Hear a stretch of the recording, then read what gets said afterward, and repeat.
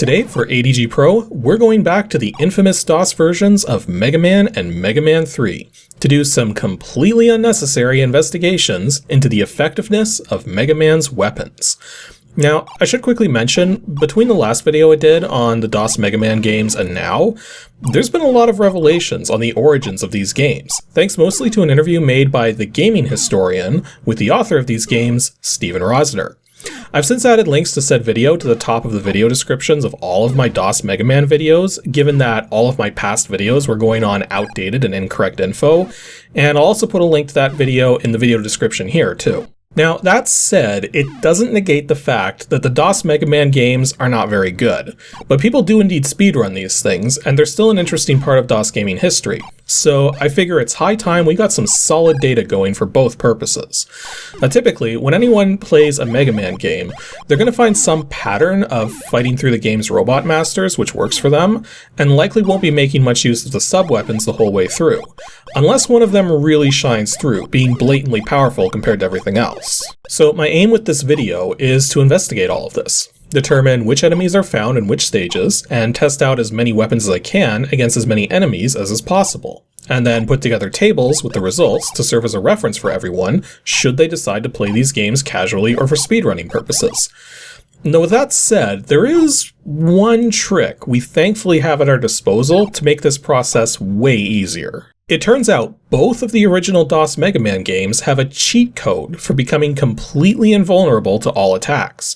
Heck, in the first Mega Man game, the code even makes you invulnerable to bottomless pits. Though if you find yourself stuck in such a place, you have to go into your menu and manually kill yourself with the F10 key. Keeping in mind, if you hit F10 while not in the weapon select menu, you'll quit back to DOS. To activate the invulnerability cheat, you have to type the letters ND on the keyboard one at a time in order during the initial startup screen where you select your options. Now, the first Mega Man game has no feedback that this has been done correctly, while Mega Man 3 will show a lowercase n to indicate that the code is active. Because of how this sequence has been programmed in, it can also end up toggling the code on and off in odd ways if you keep pressing the N and D keys or press them out of order, etc. So it's best to just press N, then D, and be done with it. Also, for as why it's the letters N and D, my best guess is that it likely stands for no damage. So getting into the first Mega Man game, the first thing I want to do is go through everything, making a record of which enemies are present on which levels, and how many shots it takes for Mega Man's plasma cannon to destroy everything. Yeah, that's kind of a controversial thing, but for us in North America, Mega Man's main weapon was known primarily as a plasma cannon for the first 3 Mega Man games, and didn't become the Mega Buster until the 4th game. So that's why I'm referring to it as a plasma cannon here. Not to mention, this was the original explanation here behind the P symbol used to represent this weapon. Though it's uncertain if that was ever official or anecdotal, though given that the Mega Man cartoon series we got here back in the 90s also called it a plasma cannon, it was definitely official to some degree. One thing I noticed while going through the stages strictly using the plasma cannon is that nothing takes more than 8 shots to defeat if it is indeed vulnerable. I even tested hammering away at seemingly invulnerable things for over 256 shots, and yeah, they didn't get destroyed. On top of that, the Robot Masters and Mega Man himself all have 32 hit points, both in this game and in Mega Man 3, so that definitely helped with calculating those things once I noticed that. Once I had the plasma cannon stuff figured out, it was time to start testing the various sub-weapons across multiple runs. Unfortunately, the Robo-Dogs which guard the initial stretch at the beginning of the game only appear in that section, so it's not possible to go back and test any of the sub-weapons against them. Plus, there were a few other enemies which only showed up in one level only. Notably, the ants only show up in Dynaman stage. Voltman stage has birds and a particular large insect which shoots a cluster of shots when it comes on screen, while Sonic Man stage is home to several unique enemies, including bats, rats, turrets, and piranhas. And I should point out, these enemies do all have official names, at least here in this first game, but I'm just going to refer to them by what they look like to avoid confusion. For Mega Man 3, I couldn't find any official names for any of the random enemies. I quickly realized, though, as I was going through some of these weapons, that almost every enemy dies in one shot from almost any sub-weapon. But for the tables I had planned, I wanted to make sure I was highlighting the best weapons to use, so with so many of the sub-weapons being on equal footing as far as damage was concerned, it meant I had to pay more attention to the ease of using those weapons against those enemies. For instance, the sonic wave weapon is normally able to hit things which are low to the ground and can't otherwise be hit with the plasma cannon. But the frog enemies are a notable exception, as the sonic wave will even pass over top of those. That said, it was pretty obvious the plasma cannon or sonic wave were going to be the weapons of choice for most enemies. The dynamite is just way too hard to aim, has a gravitational effect. It's just extremely tricky to effectively use, while the Volt Shield has its own set of issues, including a bug I never knew about. So most enemies die in one hit to the Volt Shield, and the shield will even stay up upon contact with some of those enemies. But the bug is that explosions, such as those from the dynamite, can mess with the vulnerability of very specific enemies to the Volt Shield, effectively making it so that some enemies become unaffected by contact with the Volt Shield. Generally speaking, you don't want to be using both dynamite and the Volt Shield in the same stage. Ultimately, it wasn't too difficult to gather all the data I needed, though I did get distracted at one point when I discovered that E-tanks aren't lost when you run out of lives and have to continue. So I wondered just how big of a stash of E-tanks I could amass. Well, it turns out the limit is 8. If you try to grab another E-tank after you already have 8, the counter doesn't go any higher and you don't get any more. When all was said and done, this was the result. These tables here represent the number of shots necessary to defeat every robot master and regular enemy with every weapon Mega Man can get equipped with. Plus I've checkmarked which stages feature which enemies. Any entry in the table with a green background represents the weapon or weapons I recommend using. Yellow entries represent weapons which will do the job, though not ideally, while red entries indicate weapons which do 0 damage to the target. Now if this looks small and hard to see, then don't worry, I've made a PDF file available for download that you can easily print out for maximum resolution and clarity on a physical copy. Plus I kinda had to go with multiple pages because I put together a second page with additional notes related to each enemy and other incongruities. One of the ones I found extremely interesting is that the Mets found in Wily's Fortress aren't actually immune to damage while they're crouched beneath their helmets. It's just that, like with a lot of enemies in this game, the plasma cannon shots fly right over them in that state. The Sniper Joes, however, are indeed invulnerable while their shields are held up. There is one other extremely important thing to note, and I'm going to go back to the first page while I mention this.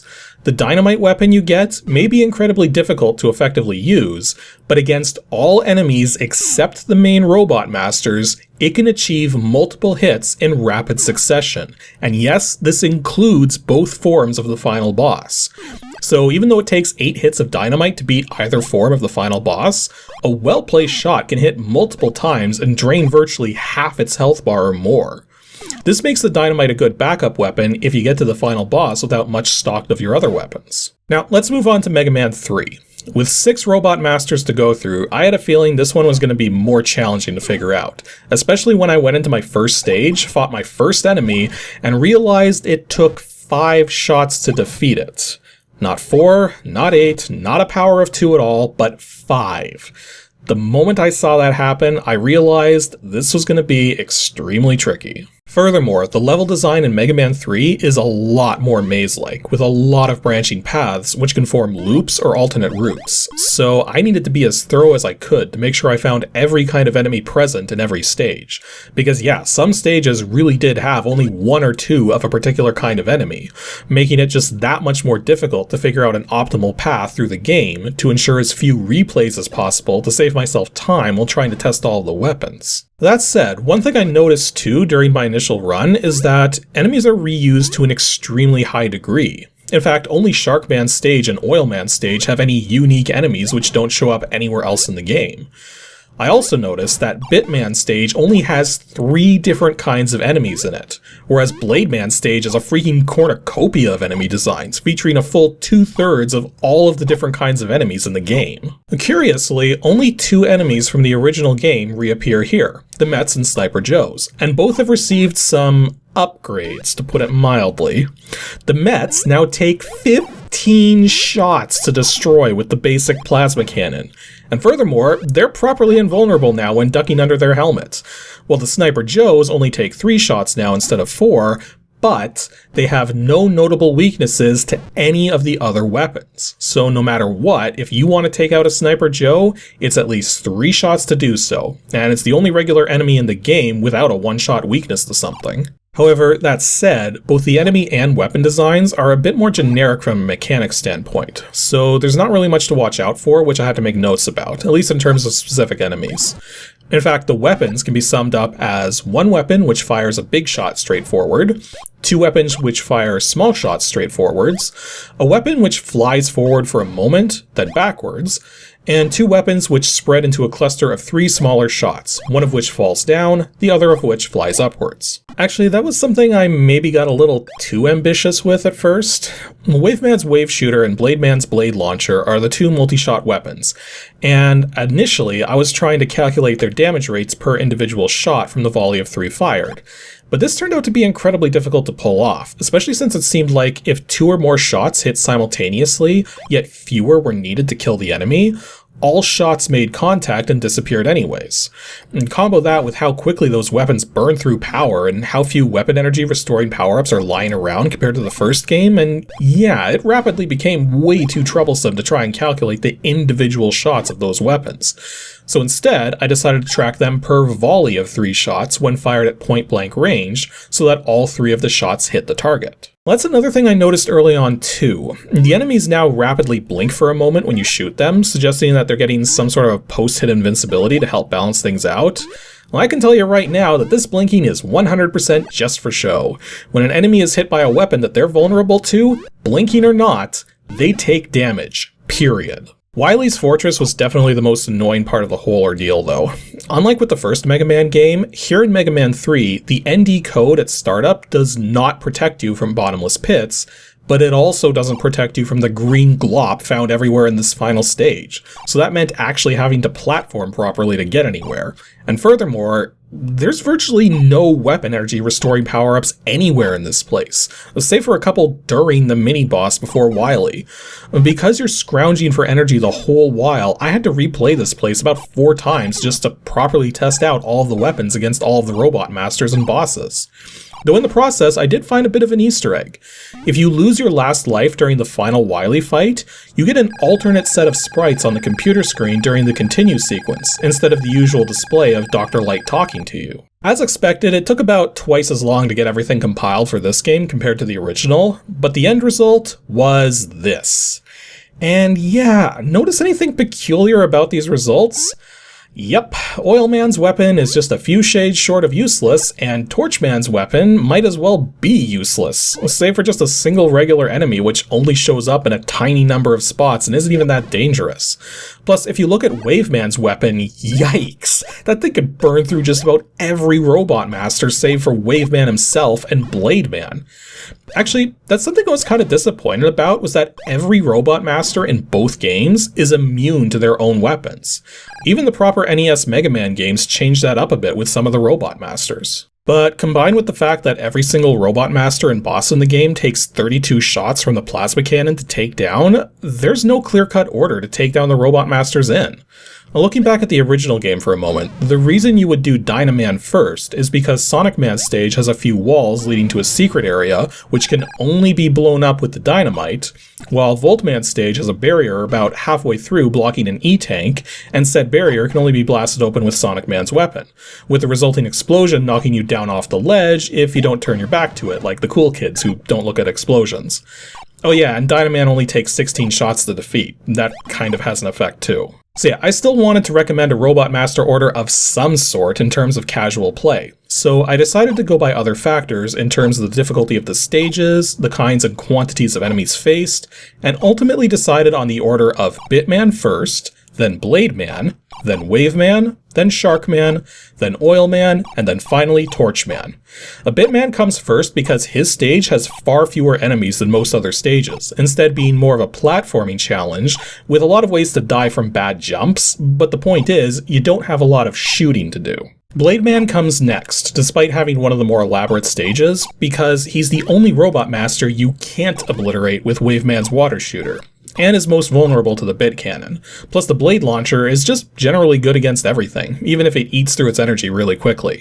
Now following that comes Waveman, because Waveman is vulnerable to the blade launcher, and because once you have the water shooter, you're pretty much set.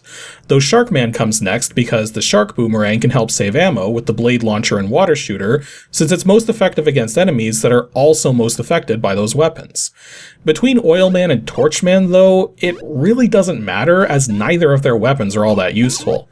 But since Torchman's weapon is slightly more useless, I felt he deserved to be last in the chain. There is one important thing to note about these tables though, and it's something I felt was very odd when I discovered it was happening. So, it turns out some enemies which seem to be invulnerable to certain weapons are actually vulnerable to them, but they take less damage from them than from the plasma cannon. For instance, the red flower normally just takes a single shot to take out, but I do recall at least one of the weapons I have marked with an X there will take out a red flower in multiple hits. So, in order to help save my sanity, given how severely limited weapon energy is in this game, I took a simple approach. I'd fire a weapon at the enemy just once, and if it lived, I would finish it off with the plasma cannon and count the shots. If the number of shots still needed was the normal number of shots needed to defeat the enemy, it would get an X, as this would mean if any damage was dealt, it clearly wasn't as much as the plasma cannon could do. So yeah, some of the red X marks in the table are not invulnerabilities, but instead represent weapons which take more shots than the basic plasma cannon to do the job. In some cases, more than a full store of said weapons energy meter. So yeah, not worth the power or effort when that's the case, and might as well just be invulnerable to it. All that said though, given that we now know that Mega Man 3 was originally intended to be themed on environmental issues, it kind of makes sense that Oilman's and Torchman's weapons are the worst, while Waveman's water shooter is the best. Pure, clean water to wash away the badness.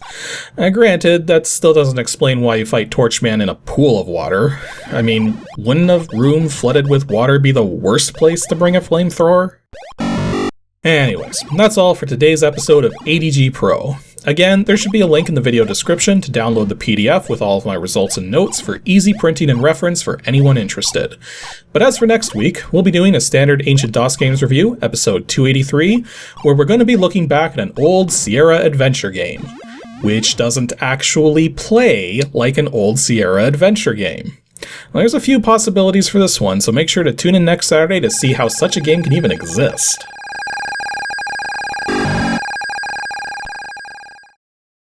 Thanks for watching, everyone, and extra special thanks to those of you supporting me on Patreon. Here's just a small set of you guys.